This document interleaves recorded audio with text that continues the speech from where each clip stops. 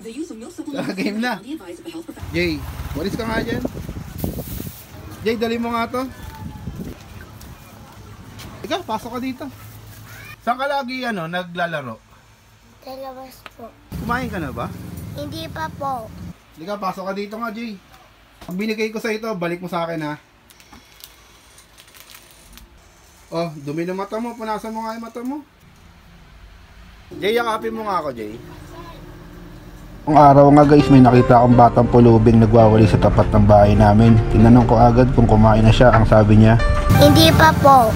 nahihiya nga siya kaya pinapasok ko muna siya dito sa bahay. Liga, pasok ka dito. Nakakaawa nga tong batang to kaya tinanong ko kung saan siya nakatira. Ang sabi niya, Sa labas po.